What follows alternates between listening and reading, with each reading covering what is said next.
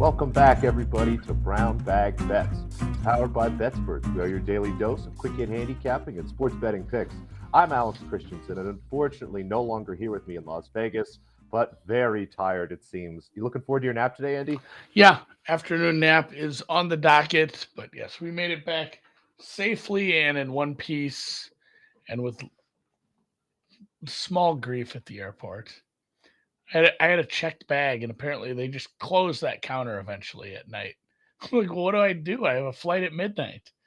I don't know. Just bring it through security. Try to check it at the gates. Oh, okay.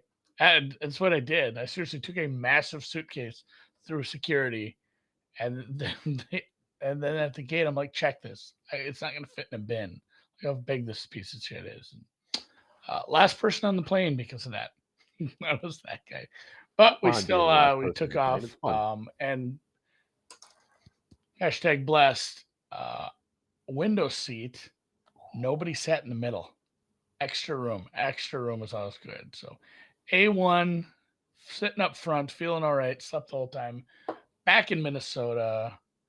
A little worse for wear, but a little richer than I was. Thank you, Carlito Alcaraz, for finishing off a bunch of parlays. And honestly, football went pretty well this weekend. Teaser right off the bat didn't go good with the Rams, but the teaser leg of the century of the week in the Vikings was easy peasy, lemon squeezy. You could have played multiple alt lines. That was a pleaser leg, apparently. And then everything else won that I bet except for the Chargers over, thanks to the Raiders. So the Browns over, the Jets under, the Cowboys under, the Falcons over, and then both team totals we gave away on the deep dive. If you were able to find it, because Apple is being a real turd burger right now. We're just trying to figure that out. Why just suddenly podcasts aren't going up now that football starts? It sucks. But yeah, those two team totals, I believe it was Jets under 18.5 and Cowboys under 24.5. They scored 9 and 3 respectively. So our secret pod play team total game is midseason form, rounding right into form. Hopefully find some more this week. Be back Wednesday for that. It's nice. And a Monday night football. We'll have a halftime show tonight, and we'll start with that. Denver, and I know we've got some first TDs. This is my favorite part. We have first TD scores, but right off the bat here, Denver, Seattle, Russell Wilson, instant revenge game. Geno Smith, still in the league game. Sorry about DK and Lockett. They're good receivers, but they have Geno Smith. We'll see how that goes. Denver is a nice size favorite here, 6.5, total 43. I am going to bet first touchdown scores that Noops put up. I am going to bet some props if anybody sees a good one. And then I wanted my own action, so I took a small piece of a first half team total in Denver. This is one of those two where you've seen all weekend from the teams who actually have competent offenses, competent, play callers, quarterbacks. You've seen some really nice first drives from a bunch of teams. Like you've had 6 months to prepare this first drive. You have a lot of scripting. So I guess we'll see what the new coach has up his sleeve, but really, really hoping we get off to a nice start with the Broncos. They score first. So I took first half team total over 13. I found even money on that. I think we can get there with the Broncos. I really, really, really shit on the Seattle defense in our previews. And I don't think they did really anything to improve that. If anything is going to surprise us on the Seahawks, it would be the offense. I really don't think the defense will. So I'm real keen on Broncos scoring on their first drive and then just trying to find me 7 more points. 7 more points throughout the rest of the first half. So small bet on that. Just wanted some action tonight outside of first touchdown scores. But boy, it would be nice if the first touchdown score was on the Broncos, I guess. So what's the look? What's the action? Where's the juice? The juice is the action. We got a few, but do we know if Denver took the preseason seriously? I think one of the takeaways from yesterday, maybe even specifically just from that Bengals-Steelers game, was avoid teams that didn't play any of their starters for the last 4 weeks. So I think Russell got a couple reps in. So I think you're right. They should be nice and fresh. Yeah, there were definitely some teams that could, oh, you look horrible. Like you're gonna look better. I think we're okay. The Dallas Cowboys are not one of those teams, by the way. But No. no, I've full faith. Broncos country, let's ride. Let's do it. Now, first touchdown scores. A handful of people here, and even some Broncos here for Andy. Hopefully, we can get one of them in for first touchdown score. Also, we'll be doing a Spaces tonight. Me and Vegas Refund are going to get on about 6:30 Eastern or so.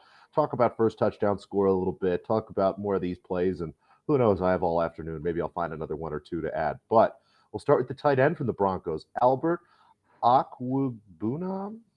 Alberto, I'm not really sure. Yeah, love him. I think he's just going to be a touchdown machine for this team. Carano. Might be. Of the kind of an interesting family tree. Carano from the AAS, of course. But yeah, Alberto is going to be a touchdown machine this year. If you're a DFS player, I think you need to have an Alberto, Russell Wilson stack pretty much every week, especially in situations like this, where, as Andy said, the defense is less than spectacular. I think we're definitely going to see him get open.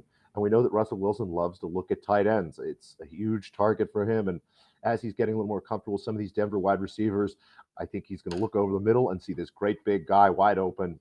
13-1 looks great to me. I would have this closer to single digits. And I will say, Zane, give me Cortland Sutton 2 touchdowns tonight. I think that he's got a chance to pop for 2, but what are you going to do? Fantasy football is tough. Speaking of tight ends, give me the Seattle tight end, Noah Fant. Was a great first touchdown scorer when he was in Denver, goes to Seattle here now, doesn't have Russell Wilson, but it's not like he had spectacular quarterbacks when he was in Denver to get these first touchdowns here. And Geno Smith, obviously not a great quarterback, but we've seen him be productive. And as long as, he can stand upright behind that offensive line, he's going to be looking for Fant. Again, really like that. And give me both quarterbacks. Russell Wilson, very mobile, scores a first touchdown or 2 every single year. I'm going to play him anytime he is 20-1 or better. You can find a 21 out there. Geno Smith, another mobile quarterback that, 30-1. I think we're getting some value here simply because Denver is the favorite. It's one of my favorite things in this market. Whoever is the favorite seems to get much more credit for scoring the first touchdown than the other team. It's just one of those things where I don't think the market necessarily looks at it correctly, knowing that there's a 50-50 shot as to who gets the ball first, et cetera. So love some Seahawks here. Geno Smith, and then Will Dissly.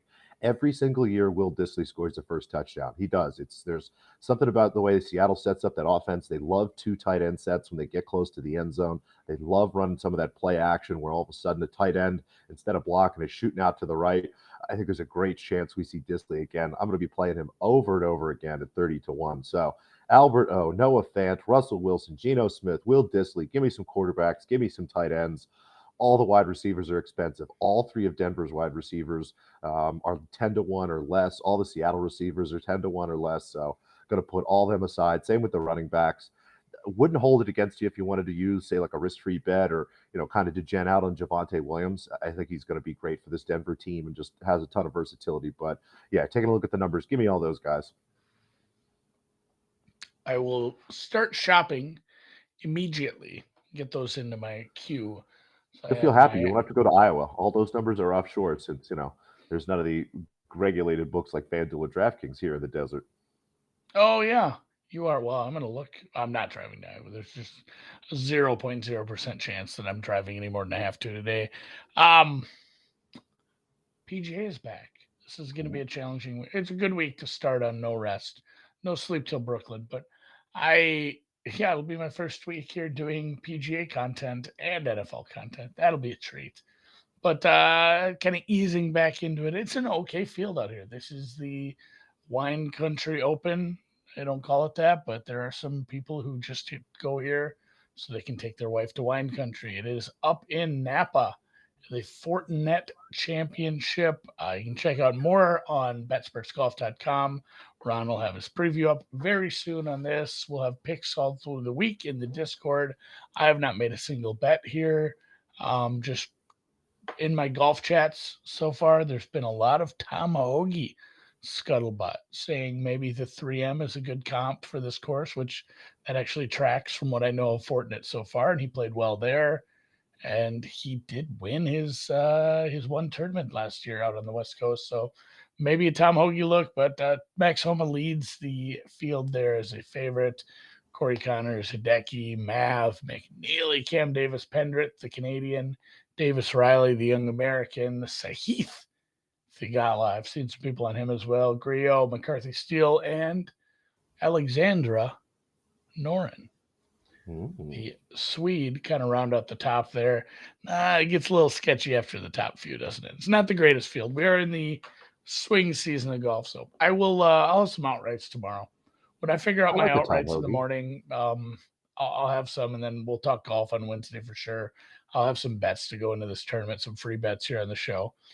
And then congratulations before we get into tennis again to Carlos Alcaraz and Iga Swiatek. That was lovely. Parlayed those together over at Circa so we could watch some tennis. And yeah, I won a bunch of loonies because I had bet Iga in Canada. So I'm looking forward to a fresh shipment of loonies, toonies, and honestly, I don't know. Maybe that's going to be slow because they have to change all their money. It all has the queen on it. Like I'm assuming they have to just collect all the money, burn it, and then put the king on it because they are a colony. Apparently, I do not understand. Moose bucks, yeah. Don't quote me on any of that. I don't know the economic policy of that. But tennis goes on. We are done with big tournaments for the year until we get to the tour finals, which nobody gives a shit about. But you know what? The money spends the same. Doesn't matter if it's the US Open, the Australian Open, or the goddamn Bucharest Open. That money is all the same when you win, and you get some looks here. Where the bleep is Portoroz? Portoroz is in Slovenia. It's a very strange week. We've got a tournament in India. Women's tennis returns to Asia for the first time in quite some time. They're in Portoroz. And Andy, we even have a clay tournament in the middle of Europe here. So funky weekend. If you're going out to, funky week. If you're going out to handicap women's tennis, make sure you know where it's being played, what surface it is, and these are the weeks where you really need to pay attention to travel angles and things like that. And I'm going to start immediately with a travel fade here. Katerina Siniakova, very solid player, is coming off a doubles U.S. Open championship here. She's going to hop on a plane and fly to Portoroz and have to face Martina Trevisan. Trevisan not having the greatest season, really. A little bit of a down year for her, but just a nightmare opponent. If you're going to be a little fatigued, you're going to have a little bit of a travel hangover here. She is someone that likes to force you to work around the court. She's going to continue to send balls back, really challenge your fitness level here. And at plus 165, even before considering the travel angle, I would have this closer to plus 140. So a little bit of value. And then you kind of have the cherry on top of it again. Siniakova might not be totally locked in here. And she's got a day to rest. This won't be until tomorrow morning. So has today to travel, get there, get herself set.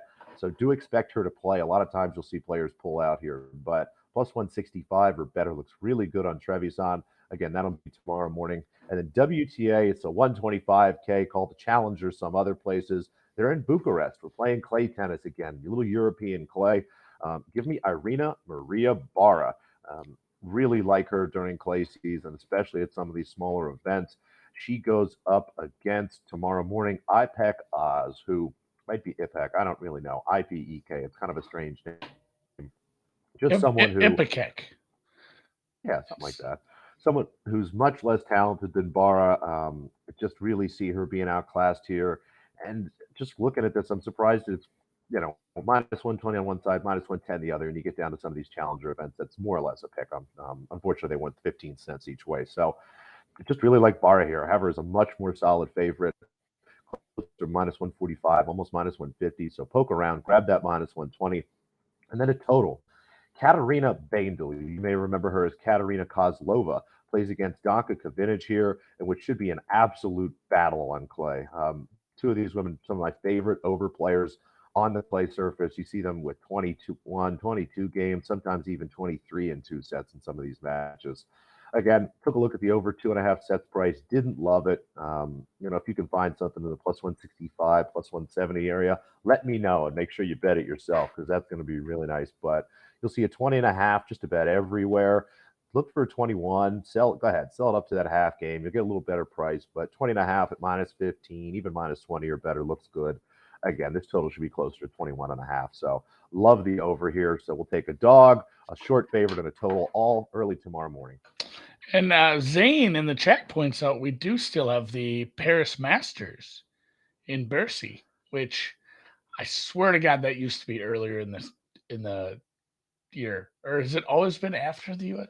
I don't know. Maybe my mind's off, but yeah, we do have some decent tennis left. And honestly, like I said, I don't give a shit if it's a big tournament or not. We're gonna bet them all. I love getting a outright winner and like a a 250. It's way more satisfying, I think, especially depending on the The women price. have another 1,000 too. I didn't realize Guadalajara had been bumped up to a 1,000, so that'll be fun. I'll be damned. I will be damned. New Jersey residents, not you noobs. You're damn close though. Hell, you know what? Short drive. New York residents, Eastern Pennsylvania residents, Delaware residents who don't want to be there and want to drive a little bit. Maybe Maryland too. I don't know. Profit Exchange is live. We have a betting exchange right here in the US of A. You can get down basically vig free, pretty much, especially if you're an ARB bettor, if you're a tennis person, if you have a lot of other outs. Highly recommend getting over to Profit Exchange. Link to sign up for the best bonus is in the description, in the show notes, in the YouTube show notes. Go join up. They are taking bets right now. You are basically just betting against someone else, and the middleman is barely taking a cut. Low vig. The temperatures are dropping, and so is the vig. Get over there. It was 53 degrees when I got here. It was so cold compared to Vegas. So, all right, for that, for Noops, for Andy, for producer Dan, for everyone here at BetSperts, for Alberto, we'll see you tomorrow.